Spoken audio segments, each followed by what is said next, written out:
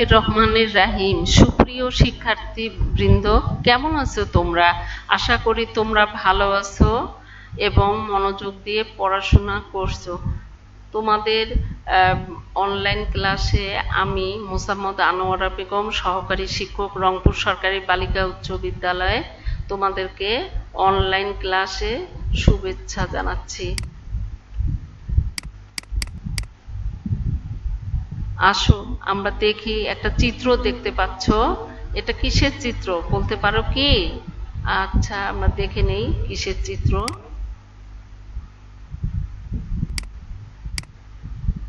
এটা একটা কিসের চিত্র নিশ্চয় বলতে পারছো, তোমাদের অতি পরিচিত লাঠি। তোমরা ছোটবেলায় অনেক এটা দিয়ে মজা করে খেলছো এবং অন্যকে খেলতে দেখছো নিশ্চয়। একটু অনুধাবন করো, কল্পনা করো। এখানে একটা লাঠিমের সরু আল বলতেছে, এটা একটা পেরেকের মতো, বুঝছো, লোহার তৈরি পেরেক। আচ্ছা, এইবার কি হচ্ছে, লাঠির নিজ অক্ষের উপর বা তার যে নিজ একটা ওই সরু আল, তার উপর দিয়ে পাক খায়।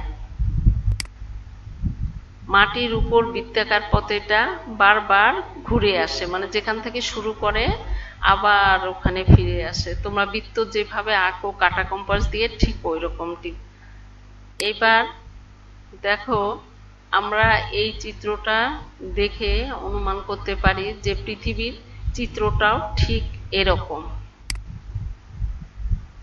দেখো, সূর্যের চারপাশে সূর্যটা সব সময় কি হচ্ছে, ঘুরতেছে।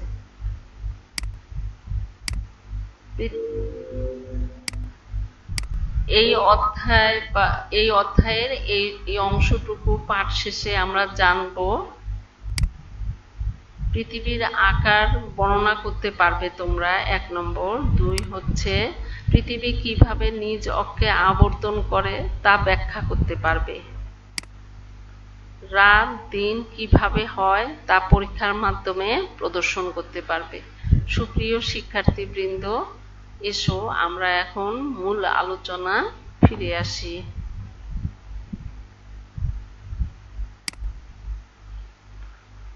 সুপ্রিয় শিক্ষার্থীবৃন্দ, আমরা এবার মূল আলোচনায় ফিরে আসব। তোমরা খাতা কলম পেন্সিল নিয়ে বসে পড়ো, ঝটপট বসে পড়ো।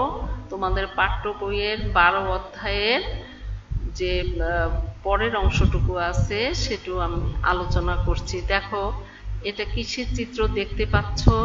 তোমরা নিশ্চয় বলতে পারবে এটা হচ্ছে পৃথিবী। তার উপরের অংশে উত্তর গোলার্ধ আর নিচে হলো দক্ষিণ গোলার্ধ।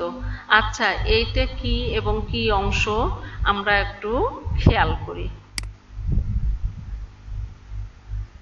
খেয়াল করো, এই যে উপরে উত্তর গোলার্ধে দেখো বায়ুমণ্ডল, মাটি আছে, তারপরে কি আছে দেখো, পানি।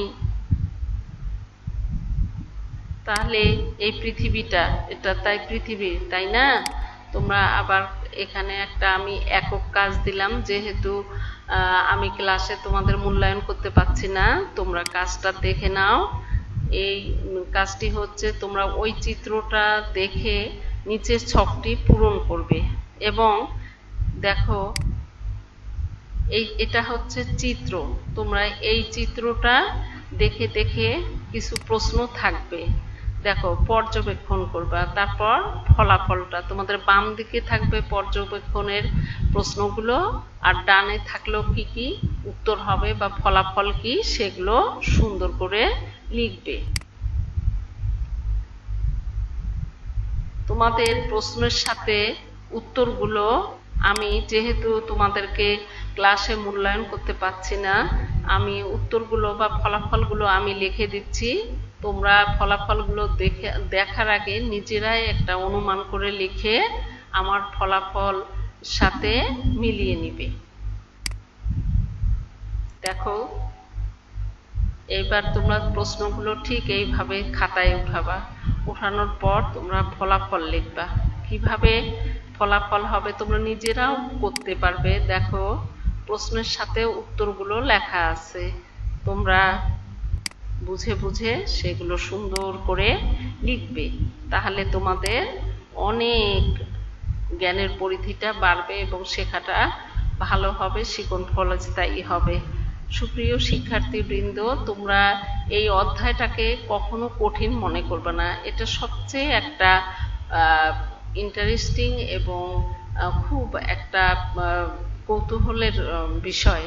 তোমরা একটু মনোযোগ দিলেই আনন্দের সাথে শিখবে, মুখস্থ নয়, তোমরা আনন্দ করবে, আনন্দের সাথে নিয়ে পাঠ করবে। তাহলে তোমাদের প্রশ্নের উত্তরগুলো আমার প্রশ্নের উত্তরের সঙ্গে মিলিয়ে নিবে। আচ্ছা, এবার এসো দেখি আমরা আর কি কি করতে পারি। এখানে দেখো যে পৃথিবীর দুই ধরনের গতি থাকে, একটা আহ্নিক গতি আর একটা হচ্ছে বার্ষিক গতি। নিজ অক্ষে আবর্তন 24 ঘন্টায় একবার পশ্চিম থেকে পূর্ব দিকে আসে। দেখছো পৃথিবী গ্রহটা কিভাবে আহ্নিক গতি, আর পৃথিবীর অক্ষটা ওই যে লাঠিমের অক্ষের মতো, পশ্চিম দিক আর পূর্ব দিক, এটা সবসময় কাকে কেন্দ্র করে ঘুরতেছে? এই অক্ষটাকে নিজ অক্ষের উপর এটা সবসময় আবর্তন করছে। কার চারিদিকে? সূর্যের চারিদিকে। আসো আমরা দেখি। এখানে দেখো বার্ষিক গতি আবার কিভাবে হচ্ছে। এখানে বার্ষিক গতি হচ্ছে সূর্যকে কেন্দ্র করে, এখানে কি হচ্ছে, নিজ অক্ষে সূর্যকে আবর্তন করতে 365 দিন 6 ঘন্টা সময় লাগে একবার প্রদক্ষিণ করতে। ঠিক আছে, তোমরা খেয়াল করো এখানে কিভাবে দিন রাত্রি হয়। একটা ভূগোলক দেখতে পাচ্ছ তোমাদের বাসায়, অনেকের বাসায় ওই ভূগোলক আছে। এটা হচ্ছে ভূগোলক, আর একটা হচ্ছে মোমবাতি। এই পরীক্ষাটার মাধ্যমে আমরা কি জানবো বলতো, যে কিভাবে দিন ও রাত্রি হচ্ছে আহ্নিক গতির মাধ্যমে। আর বার্ষিক গতির মাধ্যমেও আমরা জানবো ওটা কিভাবে ঋতু পরিবর্তন হয়, কিভাবে দিন ছোট হয়, রাত বড় হয়, রাত ছোট হয়, দিন বড় হয়। আমরা পরে আলোচনা করব। এই পরীক্ষাটা অত্যন্ত সহজ, তোমরা বাসায় নিজেরাও একটু করতে পারো এই পরীক্ষাটা, তাহলে শিকড় ফলটা তোমাদের স্থায়ী হবে। দেখো পৃথিবী সদৃশ্য কি বলতো? ভূগোলকটা, আর তার একটু দূরে মোমবাতি বা টর্চ লাইট জ্বালিয়েও তোমরা পরীক্ষাটা করতে পারো। এবার ঘরটিকে অন্ধকার করবা, বুঝছো? এই পরীক্ষাটা সম্পূর্ণ অন্ধকারে করতে হবে। করে ভূগোলকের দিকে তাকায় তোমরা আস্তে আস্তে ভূগোলকটিকে ঘুরাবা। এসো দেখি কি হয় এই পরীক্ষার ফলে। এই পরীক্ষার ফলে কি হচ্ছে আমরা দেখি।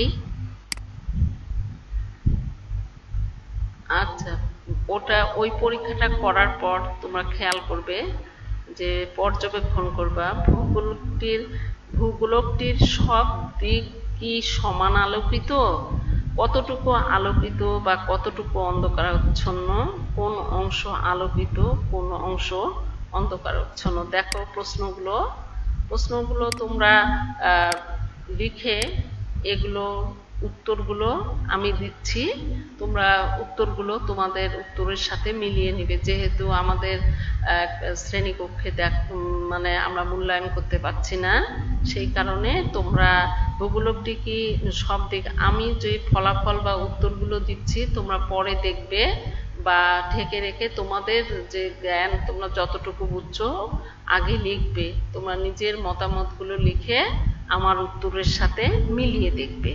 ঠিক আছে, দেখো এখানে কতটুকু আলোকিত আর কতটুকু অন্ধকারাচ্ছন্ন।